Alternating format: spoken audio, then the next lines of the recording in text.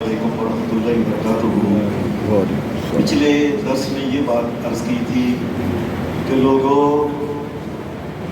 میں آپ کے سامنے ریکویسٹ کرتا ہوں، درخواست کرتا ہوں کہ قرآن مجید کا ایک دفعہ ترجمہ ضرور پڑھیں۔ اللہ کا واسطہ ہے، زندگی میں ایک دفعہ ترجمہ ضرور پڑھ لو۔ اگر پڑھنا نہیں آتا تو کسی کو پاس بٹھا کے کہو کہ تم ترجمہ پڑھتے جاؤ، میں سنتا جاتا ہوں۔ یہ تو پتہ چلے کہ اللہ تبارک و تعالیٰ نے فرمایا کیا ہے۔ اللہ کی قسم ورنہ یہ بہت بڑی پکڑ ہے کہ میرا قرآن مجید آیا تھا، تم نے توجہ ہی نہیں دی ساری زندگی۔ قرآن مجید کا ایک دعویٰ یہ ہے، یہ 7واں سپارہ شروع ہوتا ہے، کیا ہے بھائی؟ وَإِذَا سَمِعُوا مَا أُنزِلَ إِلَى الرَّسُولِ تَرَىٰ أَعْيُنَهُمْ تَفِيضُ مِنَ الدَّمْعِ مِمَّا عَرَفُوا مِنَ الْحَقِّ یقولون ربنا آمنا فاکتبنا مع الشاہدین۔ اللہ تعالیٰ کا ایک دعویٰ ہے، بات سمجھنے والی۔ دعویٰ یہ ہے کہ قرآن مجید جس وقت پڑھا جائے سننے والے کی آنکھوں سے آنسو نکل آئیں گے۔ ہم تو سارا سال قرآن مجید سنتے ہیں، ہماری تو آنکھوں سے آنسو کبھی نکلے ہی نہیں۔ یہ تراویح میں پورا مہینہ قرآن مجید سنتے ہیں، پوری تراویح ٹک کے پڑھتے ہیں، کبھی آنسو نکلا ہی نہیں۔ تو اللہ تبارک و تعالیٰ تو سچا ہے۔ اور پھر یہ ہے، بلکہ ہم یہ کہتے ہیں کہ حافظ جی کو ایسا حافظ لاؤ فٹافٹ قرآن مجید مکائے، جلدی کرے کہ حافظ صاحب ہولی پڑھ دیں، جلدی جلدی پڑھے۔ ہمارے اندر تو یہ بے چینی ہوتی ہے فٹافٹ قرآن مکے، اور اللہ تبارک و تعالیٰ یہ کہتا ہے کہ قرآن مجید سننے والے کی آنکھوں سے آنسو نکل آئیں گے۔ جب اس کو یاد آئے گا میں اللہ کا سامنا نہیں کر سکتا، میں اس کی جہنم کا سامنا نہیں کر سکتا، میں اپنے گناہ کرتا ہوں، میں اللہ کو کل کیا جواب دوں گا، میں کیسے اللہ کے سامنے کھڑا ہوں گا، اس کی آنکھوں سے آنسو نکل آتے ہیں، وہ اللہ سے معافیاں مانگتا ہے۔ لیکن سوال یہ ہے ہمیں کیوں نہیں ایسا ہوتا؟ سیدھی سی بات یہ ہے، ہمیں پتہ ہی نہیں حافظ صاحب کیا کہہ رہے ہیں۔ رب کی قسم اٹھا کے کہتا ہوں کہ اگر انسان کو پتہ چل جائے کہ حافظ صاحب کیا کہہ رہے ہیں، یہ میرے رب نے کہا ہے، کہ وہ انسان کا دل جو ہوگا نا وہ لرزنا شروع ہو جائے گا، ڈرنا شروع ہو جائے گا۔ تو ہم نے چونکہ قرآن مجید پڑھا ہی نہیں، میں اس لیے کہتا ہوں لوگوں، اللہ کا واسطہ ہے قرآن مجید ایک دفعہ کم از کم ترجمے سے ضرور پڑھ لو۔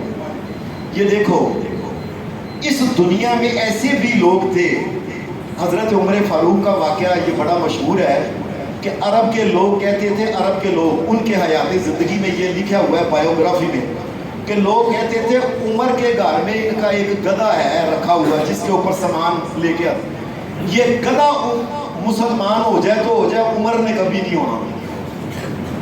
یہ تاریخ ان کی کتابوں، ان کی سوانح عمری میں لکھا ہوا۔ اور پھر دیکھیں کیا ہوا کہ عمر جو ہے اپنی بہن کے گھر میں جب گیا تو بہن نے سے جب وہ لمبی بات ہوگی، بہن نے کہا ایک دفعہ عمر سن تو لو ہم کیا کہتے ہیں۔ ایسا عمر جو تھا نا، یہ گھر سے آیا تھا کہ میں جا کے نا بس آج نعوذ باللہ سر لے کے آؤں گا، اور بہن نے کیا کہا، بھائی ایک دفعہ سن تو لو، یہ مار رہے ہو میرے خامد کو، میرا بھی سر پھاڑ دیا، یہ سن تو لو۔